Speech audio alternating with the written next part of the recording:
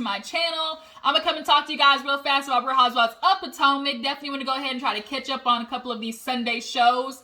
My review for Love and Marriage Huntsville is up, you guys. That definitely was a good one. I had, a little mini therapy session in the midst of it all because Love and Marriage Huntsville honestly is triggering for me. It is straight up PTSD. It is just, like I said, it's my therapy session within a show, and the shit's annoying, okay? But it's still a good-ass review, so make sure y'all go check that out. But like I said, let's go ahead and get to Real Housewives of Potomac. This episode was pretty mild. I feel like this was more of a filler episode. Next week is the finale where, jump off, with everybody at Karen's renewal or whatever. So, yeah, they just kind of did a little filler episode. So let's go ahead and get into it, you guys. If you're new to my channel, hit that subscribe button. Everybody else, drop down in the comments. Y'all know what to do. Tell me how you feel about Ashley and G's, interaction. I'm low-key feeling like Ashley was trying to make fetch happen. She was putting 20 on 10. Like, it was team too much. Girl, it was not that serious. I get it. You a mama. You birthed 2 babies out of that. Paid for coochie. And I'm saying paid for because basically Michael's paying for that coochie. Clearly, he giving you a lifestyle, so you birthed out 2 of his little minions. But, that paid for coochie.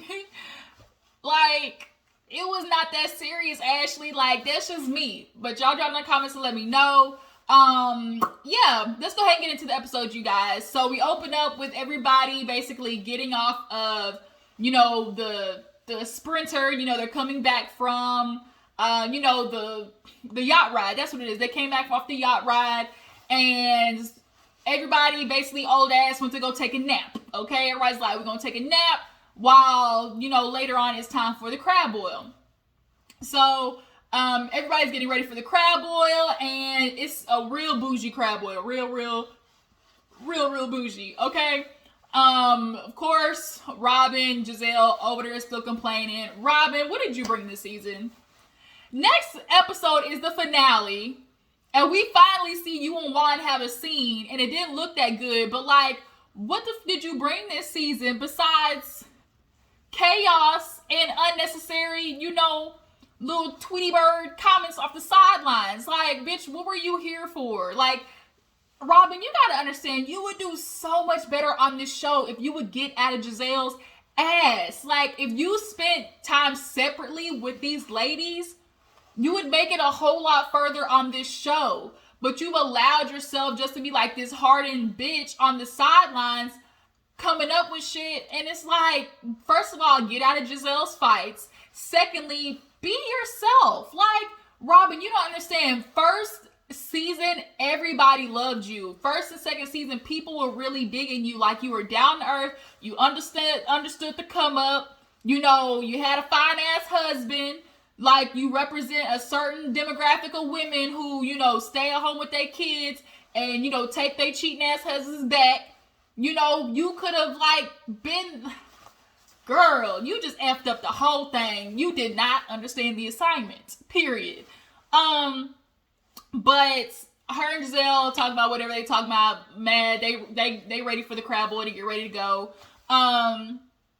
So everybody's outside for the crab boil. Ray comes. Everybody's there. Wendy looked real good. Y'all, Wendy was serving looks this season. For the reunion looks was on point too. Of course, there were some misses. Gizelle, you still ain't got it right, bitch. But what else do we expect? But Wendy's been looking good. I really like that blue on her. But they're all sitting outside. It was a little chilly chill. So, they had the blankets. But I would have tore down on that seafood. Period. This shit looks so good. So then they just start talking. Ashley asked Eddie about, how he's doing, with his family. Turns out his mom actually gave him a call like the week before. And so right now they're taking it, just step by step. At least she reached out and she's like, well, did she ask about the kids? He's like, she asked, how's the family doing? And so Wendy's like, that's something. We'll take it. And the fact that I do think, I'm sure his family heard about, everything and has watched the show. And I'm sure seen, her grandkids and her son talk about how much it hurt them, to go through that. I'm sure, it's making her realize, Either that or she getting ready to be on her deathbed. You know, when parents on their deathbed, they love to start reaching out to family members and trying to, you know, go through the 12 steps of forgiveness because they don't want to die, you know, all types of, you know, bad juju because they done messed over family or ain't talked to no family and stuff like that. But it's good for right now. Eddie's like, you know, I'll take it, you know, no expectations. We're just working on it. So then, of course, Gizelle does her little messy bit. Well, you know, Ashley, you okay over there? You know, are y'all good too? You know, you and G, you know, y'all kind of got into it on the bus. And me and her started getting into it. And she was like, oh, you know, G he wasn't being serious. And G, like, actually walks up. And so Ashley's like, you know, he could have left me alone. I wasn't bothering nobody. You know, I was over there asleep. And G was like, what? What happened? And she was like, on the bus. He was like, what ride? Like, what bus ride? And she's like, oh, really? You forgot you got amnesia? And then she was like, oh, you got Alzheimer's? And then everybody kind of looked at her like, yikes. You sure you want to put that one out there? So then Mia does what I can't stand bitches do. Now you trying to wish Alzheimer's on, you know, G, you know, so many people struggle with that. How dare you wish that on my husband? You date an old man too, and you trying to wish Alzheimer's on my man. Wouldn't nobody wish Alzheimer's on your man, Mia? Like, I can't stand when people do, like when people be like, oh, you talking about my kids? No, bitch, I'm talking about your parenting. Like, I just don't, and Mia did that a lot this season. Like, you turn one little thing and try to turn it into a movement. Or people, like, take one situation and try to add, like, a phobic to the end. Or try to add, like, a shaming to the end. No, it's just me and this bitch in this one situation. We going at it. And, like, let's not try to make a thing, like, sometimes just let shit be. Like, that's just what it is. But everybody wants to turn it into something. So Mia now wants to turn it into Ashley, you know, wishing all old timers, wishing old timers on G. I don't even fuck with that bitch Ashley. But, I mean, in that moment, I was just kind of like, it wasn't all that Mia. So then, G was like apologizing. He was like, Ashley, it wasn't even that serious. I ain't mean to, you know, hurt you like that. But, you know, I'm not gonna take back what I said, but I apologize, you know, for hurting. Like, if it hurt your feelings, well, then you don't even need to apologize to me. That's not even a real apology. First of all, I wouldn't apologize because, like, it wasn't even that serious. But then again, it's like, okay, you say whatever to make the person basically shut up. Because at this moment, bitch, I'm not going to keep going back and forth with you over something so small. And then there are some people who want apologies just to, like, get apologies. Like, there are those type of people, like, you need to apologize to me for what? Like, some people just like getting apologies because it makes their ego feel better. Like, oh, having somebody kind of, like, admit fault to you. And I really feel like Ashley's on a, like, apology kick, trying to get apologies from everybody. And it's kind of like, girl, bitch, sit back. Do we need to replay the seasons that you done did some effed up stuff to people and still ain't apologized? Because, girl, bye. So then Mia's like, you need to chill out, Ashley. Like, it ain't even that serious. You know, she's like, oh, and you and your husband, you know, he old, da-da-da-da. And she's like, when you gonna bring your man here? She's like, oh, he at home, you know, with the kids. And Mia said, are you sure? And the silence and the crickets that happened. Actually, like, even it caught Ashley, it caught everybody off guard when she said that. And I was just kind of like, ooh. And like, it was kind of one of those moments, like, and ooh. So then, what else did Mia say? Mia said something else. Oh, she was like, somebody's like, you need to get some dick. She said, yeah, a big black dick. I was like, in comparison to what she got, Michael got that old worm. He got that old wrinkly worm between his legs. She might not be able to handle that BBC because she been handling that old shrimp dick for a long time. He got that limp noodle in between his legs at his age. But nonetheless, like, that's really all that happened in the beginning of the episode with them, Ashley, G, fighting. Wendy got asked about her hosting skills, and she said, 10s across the boards, 10s, you know, 10s across the board. And if you ask me, Wendy, I'd say your hosting was 6. Like a 6. Because the downfall was, okay, you did take them to do activities. They went and did, you know, eating on the yacht. That'll count as an outing. as far as, you know, the house amenities, I'm not a bougie bitch. Like, it was cool, but girl, usually, like, in situations like this, usually there's breakfast made, you know, or somebody delivers like, people waking up and there was no amenities is what I'm trying to say. Like, where were the amenities? You know, when you go to, you know, hotels, you get that complimentary breakfast. Like, you were missing those type of aspects. But it's your first really, like, hosting situation. So, Wendy, I'll let you slide. But, bitch, next time, do better. So everybody's back home. We see Mia and G talk about her mom, you know, flipping out on them because G on the way home basically was like, hey, let's do a quick little staycation for a day or two. You know, we'll have your mom watch the kids a couple more days. Well, the mom kept blowing Mia up, basically like being overwhelmed, like saying, I don't know what to feed the kids, And the next, I guess, you know, Mia wasn't answering her phone, so G called her, was like, look, like, we enjoying our time, like, you know, just figure it out. Like, you can figure it out, you a grown woman. And she basically told him, nigga, these your kids, bye, and then hung up. So what I'm feeling what happened was, Mia's mom basically was pissed off that basically they swindled her at a couple. You know how you have expectations, and so it changes. And so I think Mia's mom had expectations for it to be those couple of days, right? So, you know, she's super close with the other sister. So I'm sure she probably conversating with the other sister, you know, when I get done here, we'll go do this, and that. Or, you know, when I get done here, you know, I'll be back over there. Like, she had probably had her mind set on finally being able to go home and decompress from taking care of these kids. But when somebody calls you and says, hey, can you watch these kids 2 more days? I feel like that's what tipped her off. The food, stressing over, like, what you feeding kids, like, that was maybe just, like, the straw that broke the camel's back. I truly think she was just pissed off about the fact that they short noticed her and basically, like, just threw on her, hey, we're gonna stay a couple more days. And so for her, it's kind of like, well, what the fuck? Like, wait a minute, I didn't sign up for this. I signed up for 2 days. Now you talking about let me watch them 4? Like, that's, I think that's what really had her pissed off. So they just talk about how, like, you know, the kids are like, what's wrong with grandma? What's wrong with grandma? And me's like, I don't, you know, want them, you know, seeing that. Who the freak is this calling me?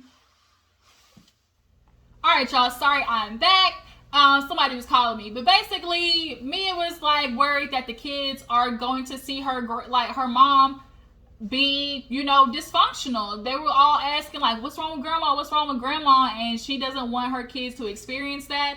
And it really triggered her from her childhood traumas, which means, girl, hope you're still going to therapy. And I hope your mom is still going to therapy, because that overwhelmed her.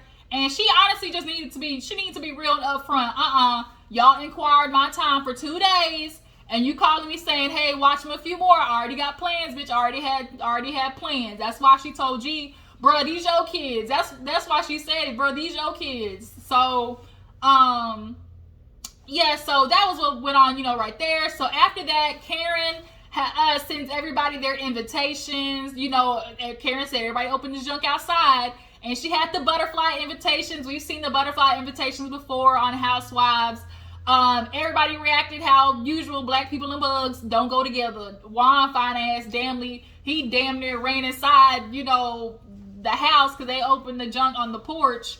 Of course, Gizelle has something to say. You know, Karen loves a good, you know, grand invitation. She does, and that's what Karen is, grand dame. And Gizelle was like, it was a miss. And it kind of was, because there's nothing worse than having a butterfly invitation and the butterflies don't fly. Some of them, you know, went out, but the other ones, they all kind of went, and it was like, ooh, that's anticlimactic. But moving on from there, we had a scene with Ashley. She went to her therapist, and she talked to her therapist about how she, you know, was struggling, staying away from her kids. Ashley's been pulling this mom thing. I just can't stay away from my kids, and it's just been really hard. But I did, you know, I was able to go away for a few days with the girls, and Michael watched them, and, you know, I'm very glad he did that. And then so she starts discussing how she's a little concerned about Michael's energy, because she is 2-3 months postpartum with this recent baby. And last time when she was 2 to 3 months, Michael went viral with that old raisin back of his and them dirty ass boxers on the internet at the hotel. Y'all remember that picture? Yeah, he went viral last time. So the fact that it's 2 to 3 months postpartum now, she trying to get some sex out of him, and all his, he can give her is, I'm not in the mood. It just, I'm not feeling it right now. Oh, I'm just tired. So it's like, if you ain't getting it from me, where you getting it from? So the therapist asked, well, when he says, he's tired, do you trust him? And she's like, I feel like he's being trustworthy. She's like, but I don't want to get into this rut. I don't feel like my old self. I want to, to still keep the intimacy alive. So basically, she agrees to put in date night a little bit more. So then we see Wendy. Wendy had the Onyi candles. I'm not gonna lie, I was this tempted. I was slightly tempted to go buy it, but I just couldn't get myself to go buy no damn $40 candle. I couldn't, y'all. I couldn't. I buy me some nice $3, $4, $5 candles, and them bitches smell good. Matter of fact, one of them right here. From Walmart, y'all know Wally World. I'm telling you, trust me.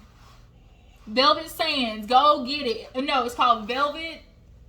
Can you see? Velvet Sunset. All right, Velvet Sunset. Go to Walmart. I'm telling you, how your room smelling nice. All right, Velvet Sunset from Walmart. I done put you on. I'm telling you, it's nice, muted, but it's still. I'm telling you, it's the one. But Onyi, she's doing the picture for it, and ironically, the dude who's her photographer is African too. And she's like, oh, did you do something for photography? He was like, yeah, I was an engineer. She's like, oh, you Nigerian? He was like, yeah. So she's like, oh, okay, I get it. She was like, oh, you had the parents try to force you to do something too. And so she's taking the pictures. She's like, see, Mom, I'm not gonna lie. Sometimes I think about I could have pursued my dreams sooner had I not, tried to appease you. And she's like, what are you talking about, Wendy? What are you talking about? She's like, well, I feel like I just kind of lived my life to make sure I did the things that made, you happy before me. That's just what it is. She's like, oh, you cry now, thank me later. And so she was like, oh, you weren't a bad kid. You turned out good.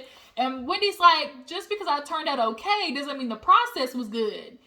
And the mom wasn't trying to hear it because all the mom knows is the end result. A lot of parents, all they know is the end result.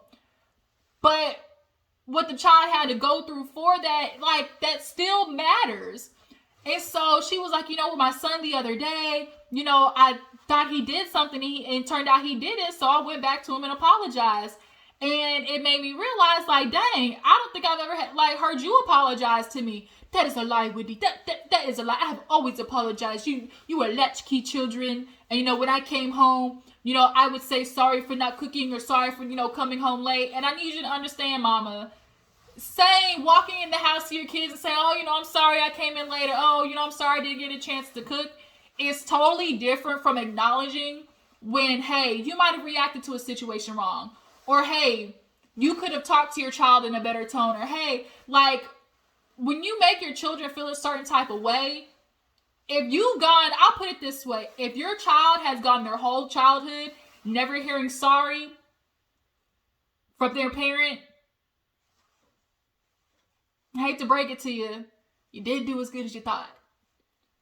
And she's like, oh, that wasn't bad. A lot of parents think just because it wasn't bad, it wasn't bad. And it was I'm not saying it's bad, but I still don't mean there couldn't have been improvements. And she wasn't trying to hear it. She put them hater blockers on, them big ass shades. I'm gonna call her Uber.